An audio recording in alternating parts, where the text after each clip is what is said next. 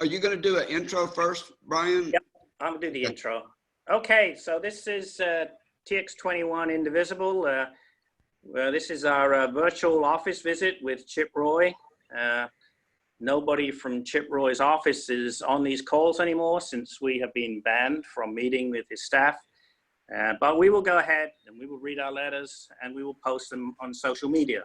So it probably gets even more circulation that way. Last week's, we got 750 so far, by the way. Okay, maybe you'd like to kick off, Steve? Okay. Dear Representative in name only, Roy, one of your recent campaign emails warned against Nancy Pelosi's dangerous agenda. Well, I'm curious, what exactly is that dangerous agenda? Is it the slanderous invective that you hurl against progressives? Your voice is cutting in and out again, Steve. I don't understand. Oh, it is? Oh, yeah. Okay. When you talk like that, it's okay. Well, that's weird. Well, I'll just continue and hope for the best, I guess. Yep. Okay. Is it the slanderous invective that you hurl against progressives for supposedly being supporters of Antifa, Marxism, anarchy, tyranny, debauchery, looting, lawlessness, violence, burning America down, and destruction, and defacing our nation? Or is it the following? The fight to protect Americans from predatory drug pricing by the pharmaceutical industry, the fight to protect protections for pre-existing conditions, the fight by parents to keep their children on their health insurance until they turn 20, the fight to not only preserve Social Security and Medicare, but to strengthen them, the fight to protect Americans' health from the Trump administration's dismantling of laws that would protect us from dangerous chemicals and pollutants, the fight against global warming, the fight to preserve respect for science, the fight against tax policies that are designed to favor big corporations and oligarchs at the expense of ordinary hardworking Americans, the fight to restore America's position in the world and among our traditional allies, the fight to return decency, compassion, and competence in governance, the fight to save our democracy from Donald Trump's embrace of authoritarianism, the fight against Trump's traitorous actions and self-dealing with foreign governments and selling out our troops on the battlefield, the fight for social justice, the fight for racial justice, the fight for sensible gun reform, the fight for meaningful policing reforms, the fight for dreamers and for comprehensive immigration reform. Representative Roy, if that's Pelosi's dangerous agenda, then count me in.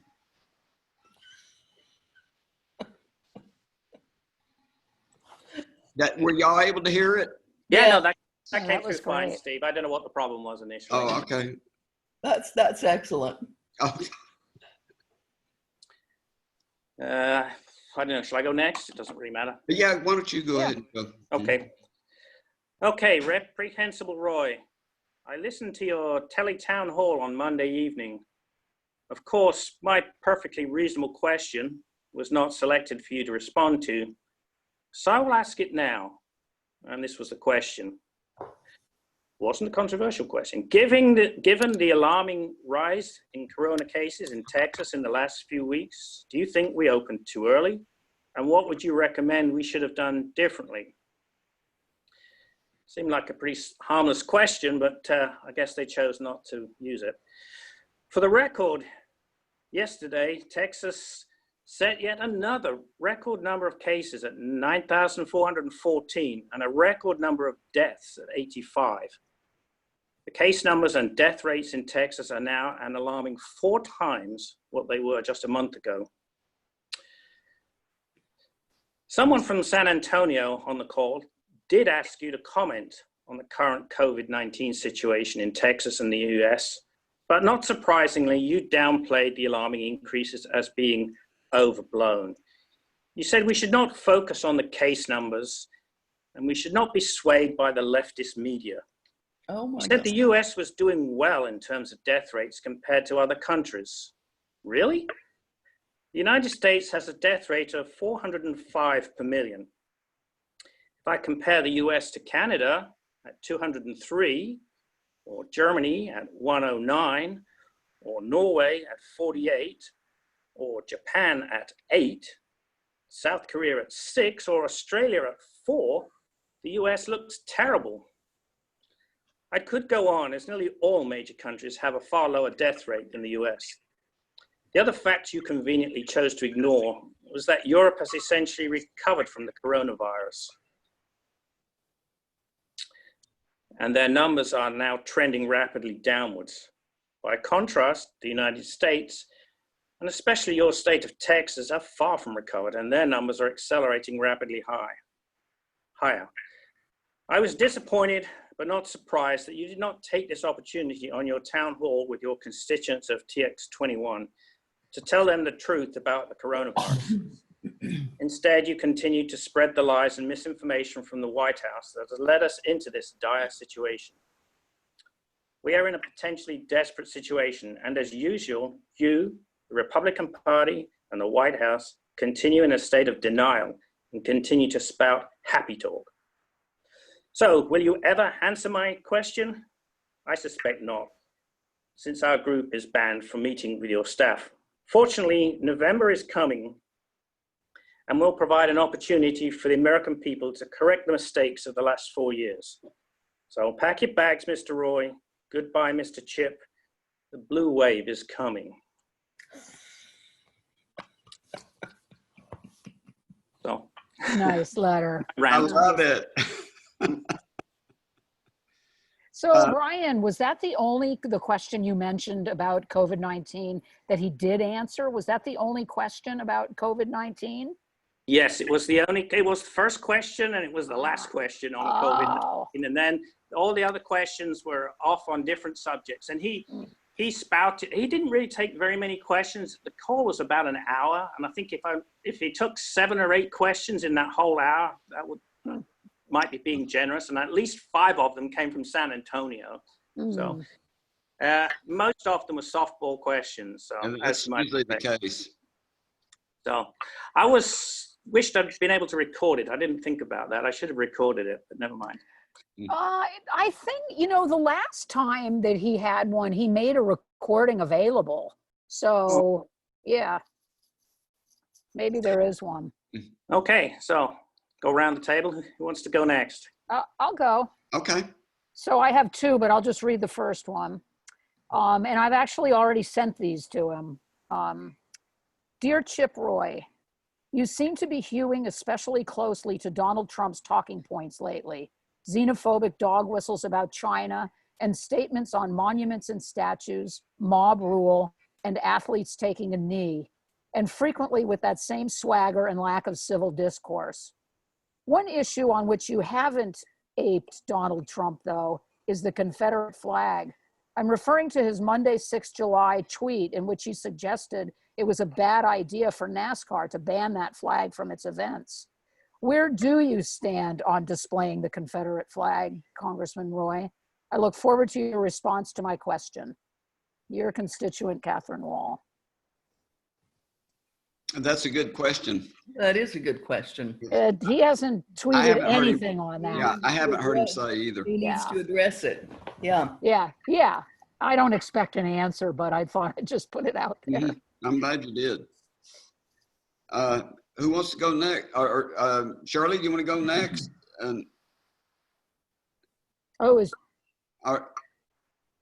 Shirley? Oh, my screen was frozen. I know, you look frozen for a minute. Internet. I thought it was Which I'm frozen. changing people. And supposedly AT&T told me that theirs is much better and that Zoom won't have that problem. I don't know if that's true or not. Well, anyway, so I haven't actually written the letter yet. I've just been thinking about it. And what I've been thinking about is the schools in Texas and how the Trump leadership is going to, I don't remember the exact words. It was equivalent to some kind of like mafia statement. We're going to lean on or force the schools, governors to open the schools. Well, so Roy, he has kids in school. He's just going to send them back to the death camp practically. I mean, what, there's no plan. There's nothing about how to make the schools safe. And what about, like the teachers? The restaurants are closed. How can they have cafeteria workers in the school system? I mean, aren't those people doing the same thing?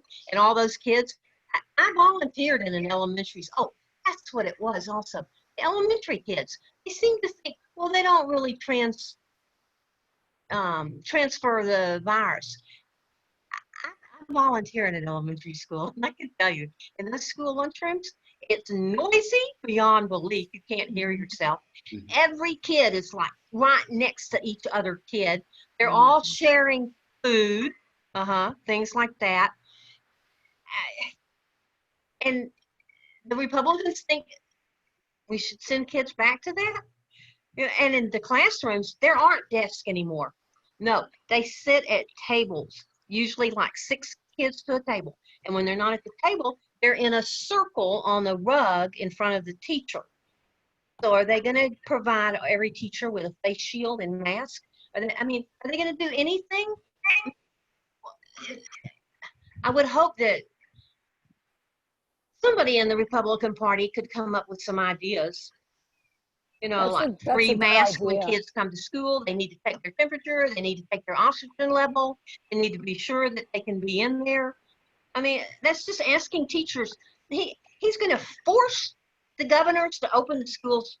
No, that's just no. That's a good topic for a letter because, I have to get he more is coherent. he is a parent.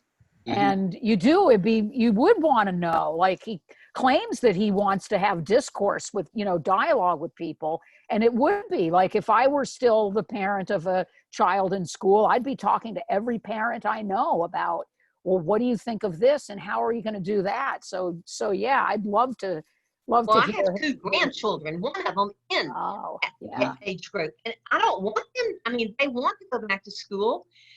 Yeah.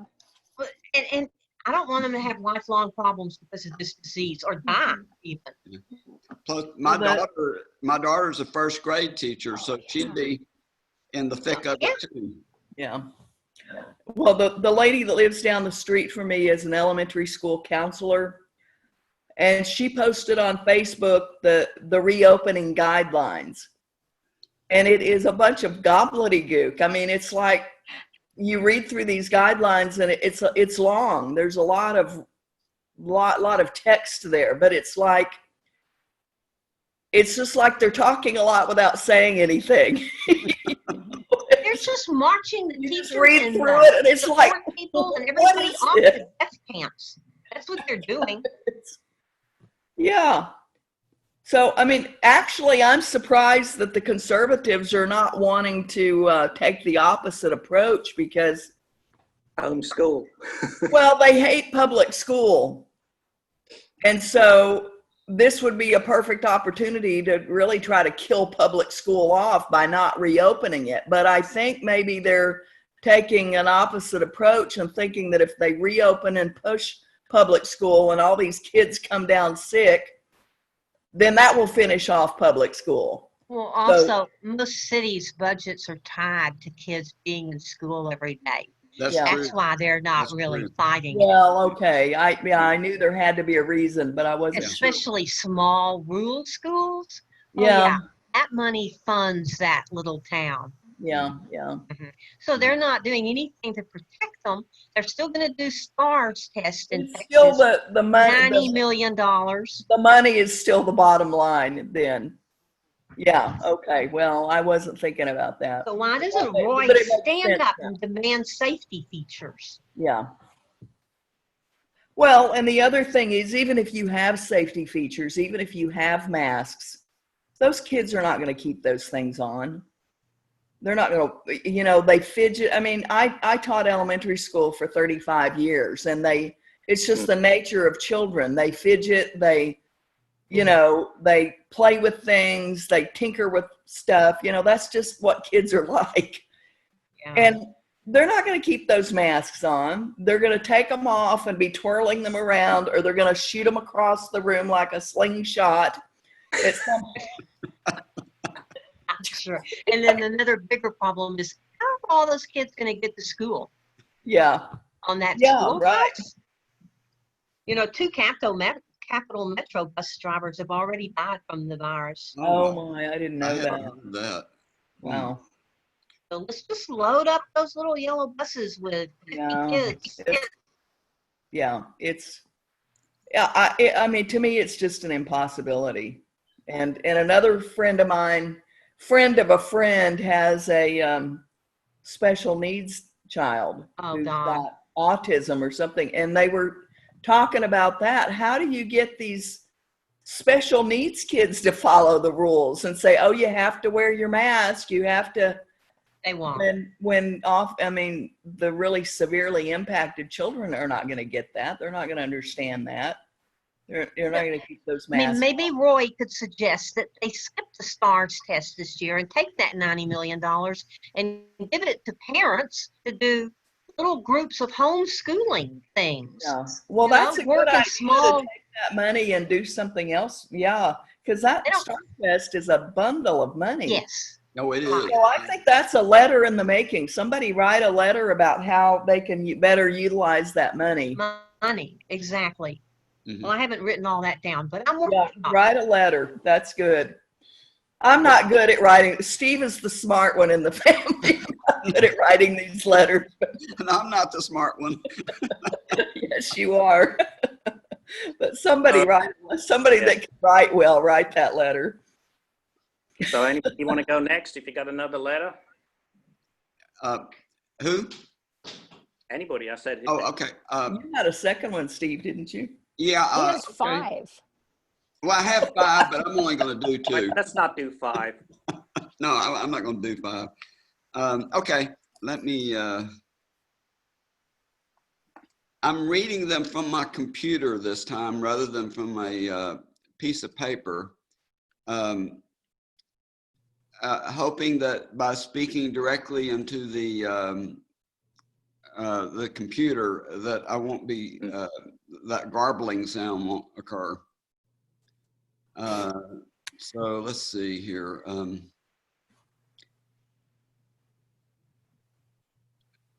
Reprehensible Roy. Last week, major Canadian banks initiated a boycott of Facebook in order to pressure the social media giant into blocking hate speech. You immediately reacted with a Twitter screed in which you called those banks corporate whores and somehow managed to refer to them as sons of bitches as well. Consequently, and in that regard, I have 2 observations and 3 questions for you. Number 1, apparently you approve of hate speech on social media. Otherwise, you wouldn't lash out at those banks with such vehemence. Number 2, with such vulgar language as whores and sons of bitches, it appears that Wade Miller, on leave as your chief of staff, has come back as your ghostwriter. Either that or the 2 of you think along the same lines. Yeah.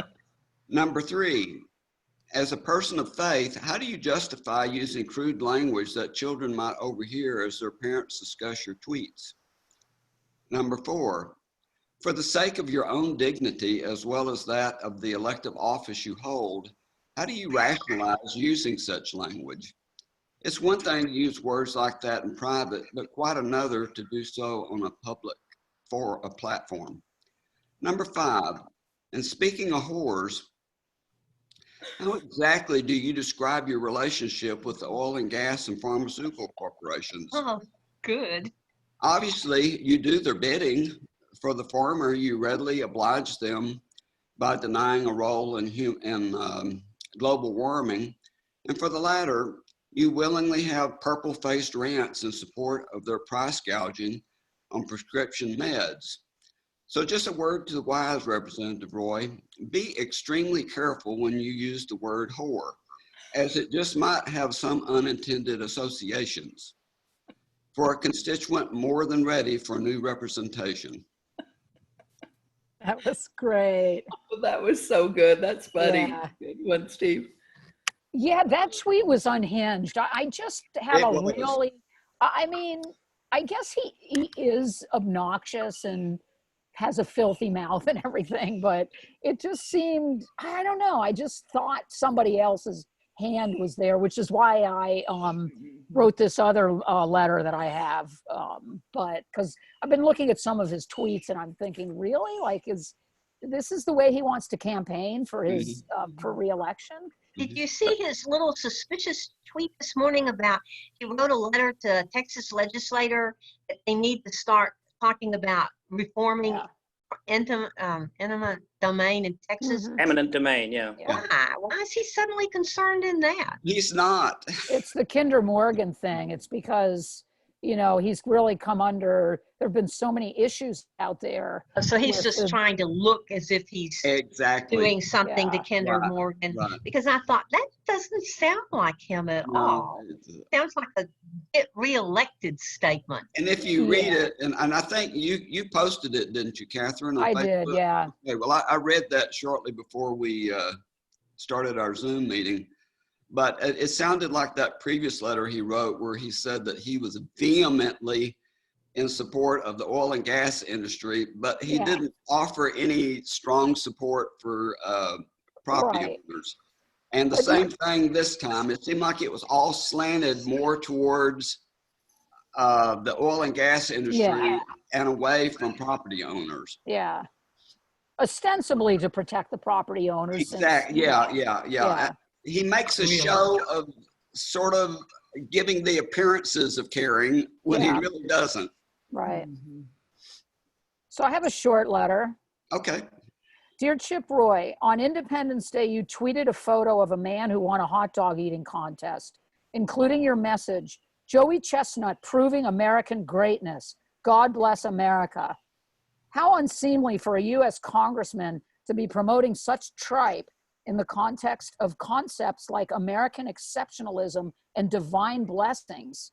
This is not the only example of inappropriate, even unhinged language and content in some recent statements from you, which begs the question, do you write your own tweets? I'm looking forward to your response. Which you'll never Yeah. get. I saw that.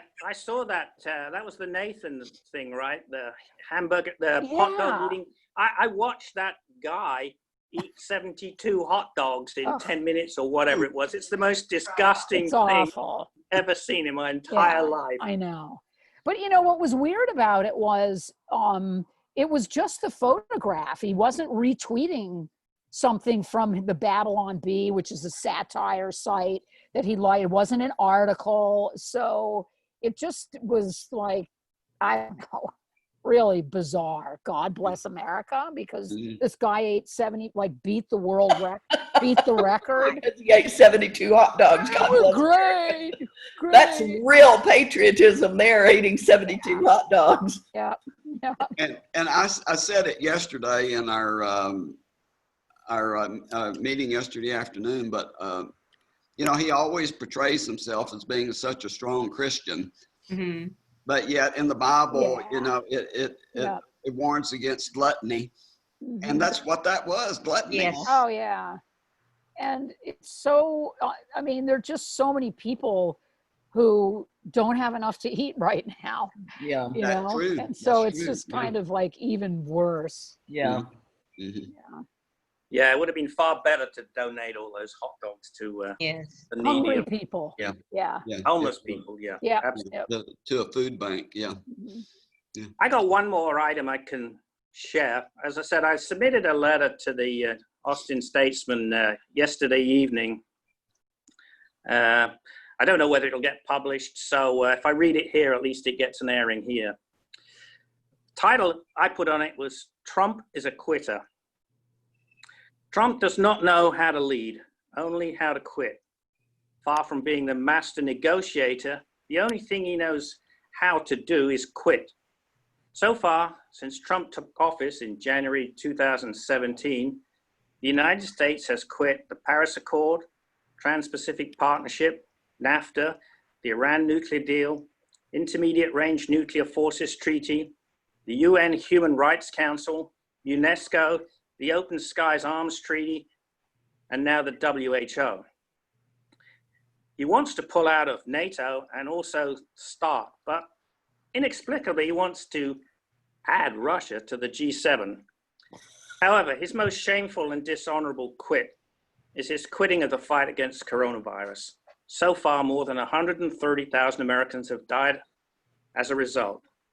And as with all cowards and losers, he blames everyone else but himself. Face it, Trump, you're a quitter and a loser, and it's time for you to quit the Oval Office.